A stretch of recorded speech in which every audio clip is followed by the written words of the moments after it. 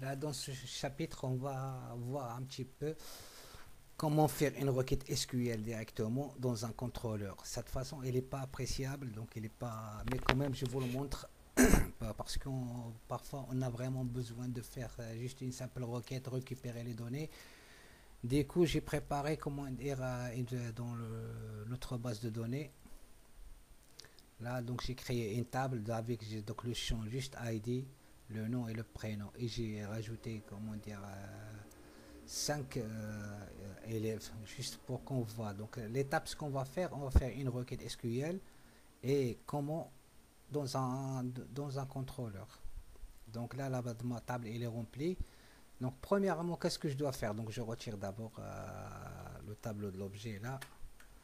Et dans le contrôleur à l'intérieur, qu'est-ce que j'ai besoin pour faire ça, pour faire un petit peu ce traitement là? Donc j'ai besoin premièrement d'une connexion à la base de données.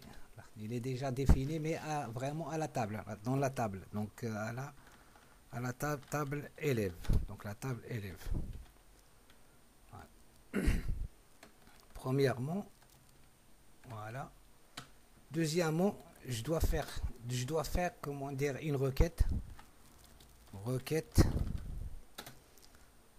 et je l'exécute. Voilà, requête SQL et je l'exécute. Et troisièmement, je vais transférer le résultat. Troisièmement, je le dans une variable et je le traite. Troisièmement, résultat. Je récupérer le résultat de la requête. Voilà, on va faire un 2 3. Donc la première mot connexion. Pour se connecter à la base de données, donc nous, dans Symfony, qu'est-ce qu'on a vraiment besoin? Donc là, on a la composante, c'est doctrine qui s'en occupe. Donc cette doctrine, donc il contient une classe qui s'appelle connexion, qui permet de relier donc ma table à. Donc voilà comment l'utiliser, c'est juste, on va faire use doctrine. Donc toujours des majuscules doctrine slash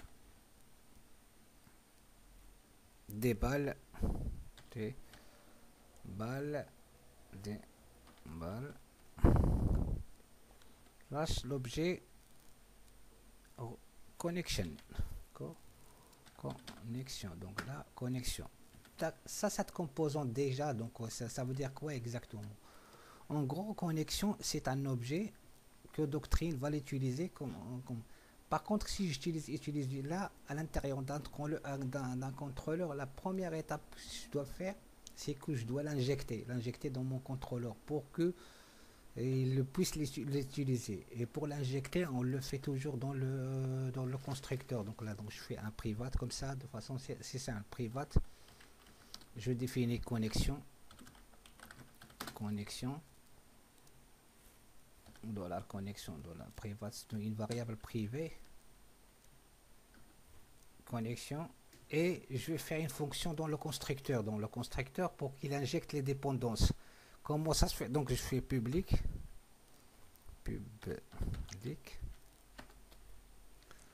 function underscore construct, et à l'intérieur je fais c'est quoi connection, je l'objet connexion, mon objet, et je fais une variable $connection. Maintenant cette variable là elle est définie, donc cette variable elle est de type connexion, et cette connexion, donc connexion c'est s'écrit avec connection T. Donc la connexion elle est définie. Donc voilà, donc j'ai défini ici, donc là, dans le constructeur, qu'est-ce que je dois faire? C'est je dois injecter cette pour que puisse $10, c'est-à-dire dans mon contrôleur, this connection, this connection, this, attends, là je me suis trompé dans connection, je fais variable connection. Voilà. Il a reçoit disconnection. En gros, disconnection reçoit $connection. Voilà, point virgule. Là, qu'est-ce qu'on a fait? On a défini dans le contrôleur juste une propriété qui s'appelle connexion. Connexion, je me suis trompé dans le toujours dans la $connection.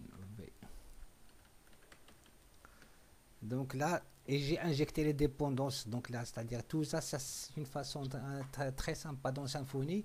À chaque fois j'ai besoin par exemple d'une composante connexion, qu'est-ce que je dois faire? Donc je vais l'injecter dans le, et pour l'injecter on l'injecte dans le constructeur directement comme ça. Une fois donc injecté, donc je vais donc là exécuter ma requête là. La requête, donc première étape, donc je vais définir une variable request.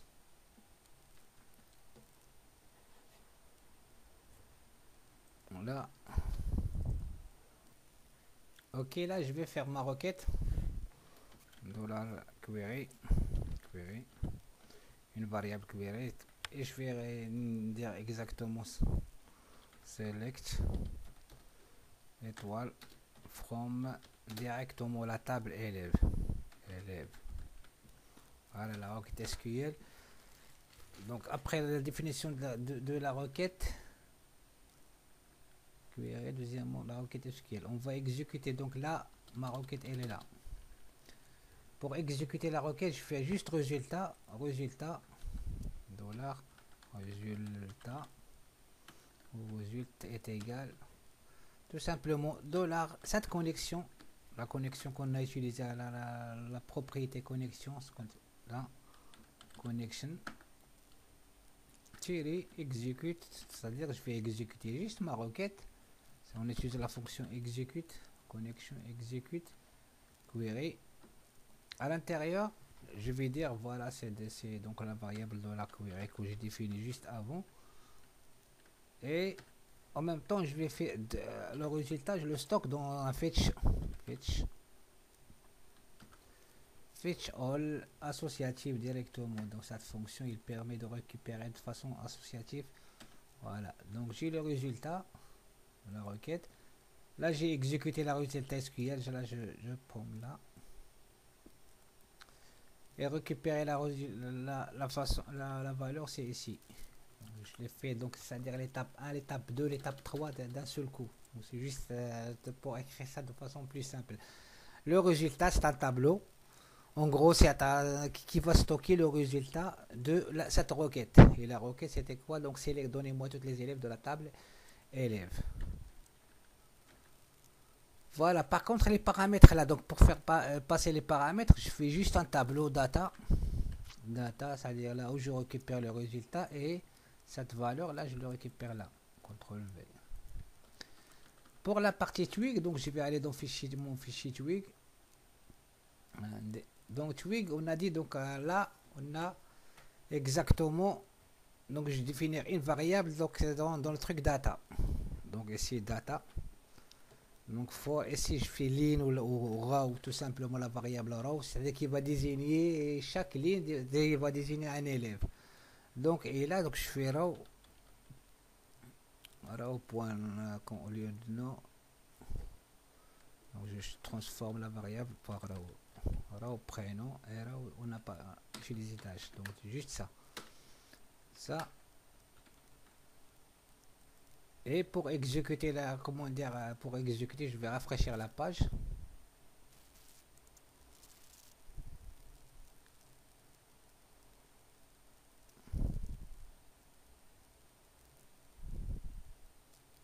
Donc ça rame un petit peu, donc hop.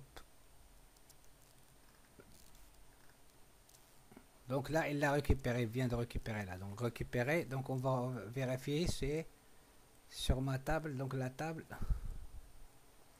Dans ma table, il y a Dupont, donc il a fait en majuscule parce qu'on a utilisé le filtre raw.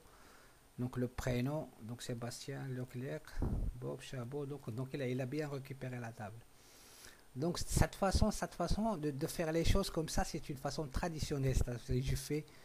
Je fais en gros, tu vas donc là dans mon contrôleur. Ce que j'ai fait une requête SQL.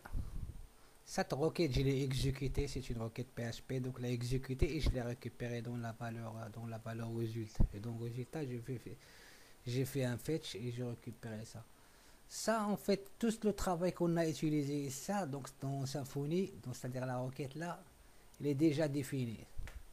Donc, pour utiliser la deuxième façon, donc c'est-à-dire nous, on avait une classe élève là, la classe qui y avait ces informations et tout. Donc là, il y a deux champs, le nom et le prénom, et l'âge aussi, donc on s'est intéressé.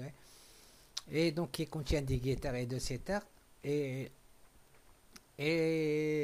en termes d'exécution, c'est-à-dire quand je dis voilà, utilise-moi cet objet et récupère-moi dans les informations de la table élève.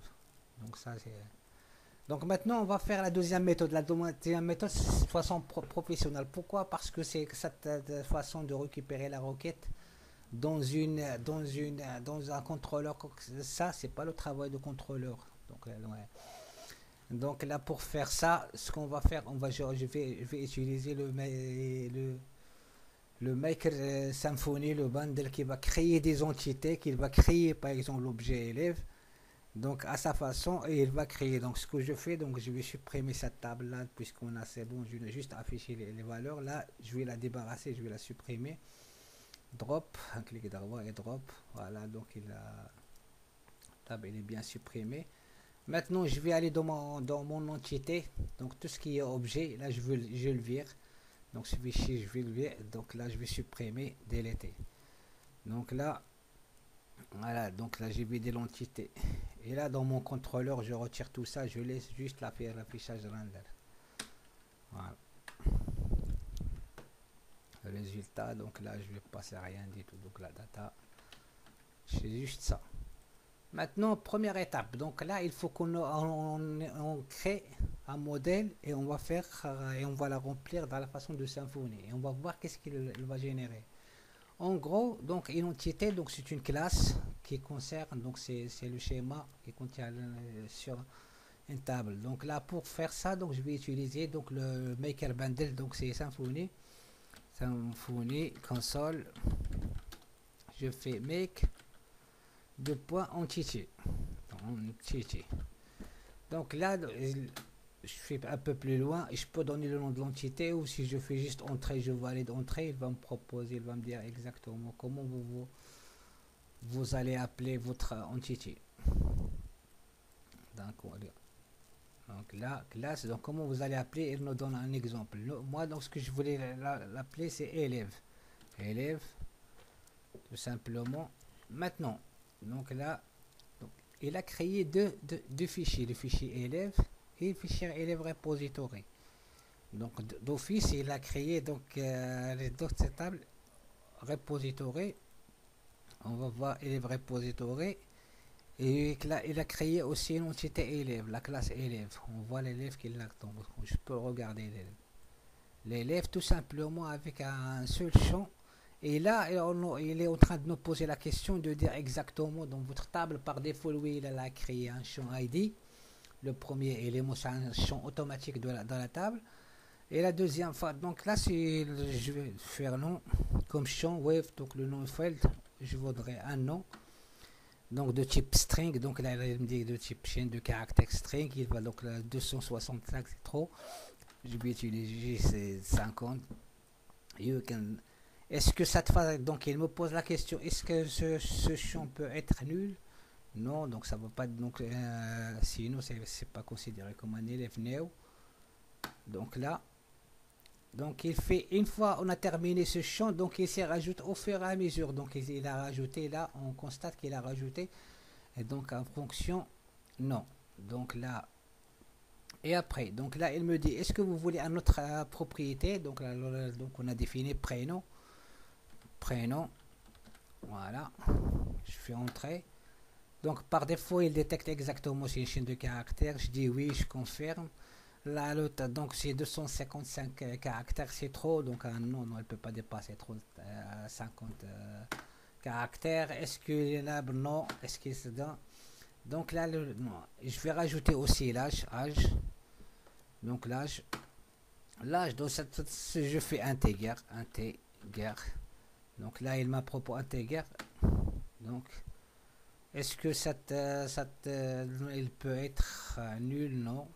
Ou je fais oui, tu vois là, je le peux aussi. Ouais. Nul. Voilà. Et après, donc la génération, il me propose de rajouter une autre champ, une autre propriété. Je dis, je valide, non. Donc, à la création, qu'est-ce qu'il constate? On constate, premièrement, il a créé deux fichiers. Donc, le premier fichier, c'est le fichier modèle, c'est le fichier entity. Donc là, donc chaque champ, il contient des champs, mais annotés de façon donc professionnelle. Là, regarde, donc il utilise l'objet le repository. Et là, on a l'objet élève repository. Il a créé deux. Donc l'objet repository, c'est quoi en gros? En gros, ce sont ensemble des fonctions que je peux exécuter sur cette entité élève pour faire des requêtages, pour faire des queries. Donc là, on voit ici que dans élève repository, il y a donc la propriété save, remove, donc, et on a des champs, donc là on a des fonctions, par exemple find by example field, donc là en commentaire, donc lui il nous propose ça en commentaire, mais on peut commenter ça pour voir un petit peu, peut utiliser un query builder, donc on va l'exécuter après pour voir. Donc là, donc premièrement, on a créé, donc là jusqu'à présent, donc il est créé que sur le code là. On a en tête élève, mais notre base de données, il est toujours dans notre base de données, il est toujours vide. Donc il n'y a pas donc la base F5. Si je rafraîchis le truc, la base, j'ai la table, donc ça n'existe pas. Donc là, pour ça, on va faire ce qu'on appelle les systèmes d'immigration. L'immigration, donc il va créer, en gros, c'est un dossier qui va se rajouter dans la source et qui contient l'immigration. Et c'est je peux exécuter ça sur. À chaque fois que je change une entité ou un truc comme ça, il faut que je pense à faire une migration. Donc pour ça, donc je tape la commande Symfony console, donc make .migration. Voilà, fais-moi une migration. Donc il est en train de tourner là.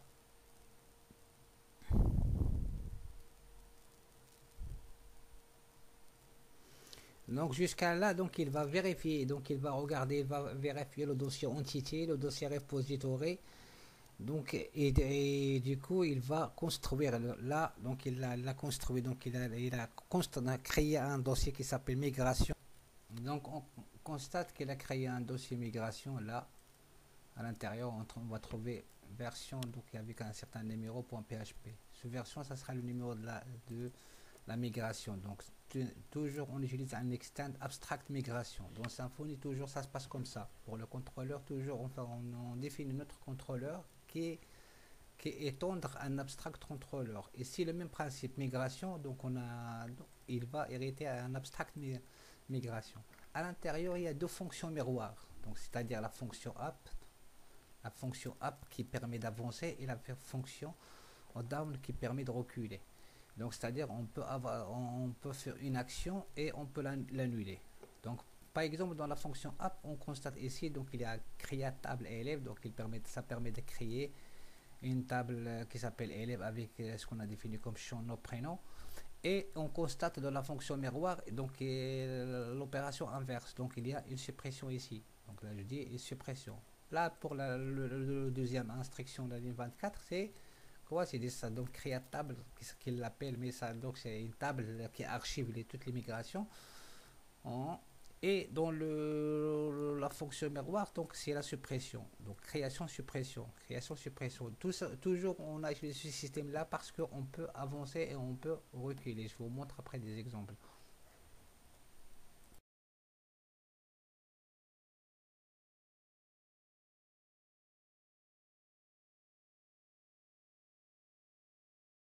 Il faut pour que ça prenne en considération, donc là, il faut qu'on utilise la migration. Donc on fait PHP build console, doctrine migration, migrer. C'est d'ailleurs, il nous propose la requête. Je fais juste valider. Donc là, il me dit attention, est-ce que votre base doit être donc est-ce que vous voulez les continuer, vous voulez écraser l'ancienne table? Je fais yes.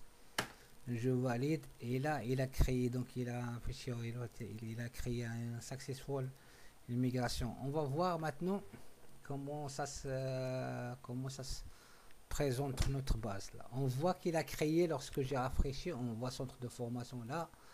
Donc il a créé une table élève et une table doctrine.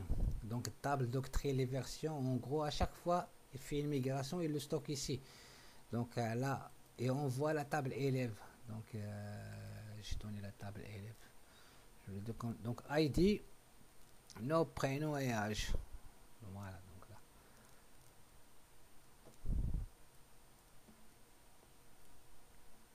Donc cette partie-là maintenant est terminée. Dans le prochain chapitre, on va voir un petit peu les fixtures, c'est-à-dire comment on va remplir notre table, la table qu'on a créée avec via Symfony, la table élève. Là, on va la générer avec un petit script qui simplifie de faire plein des exemples.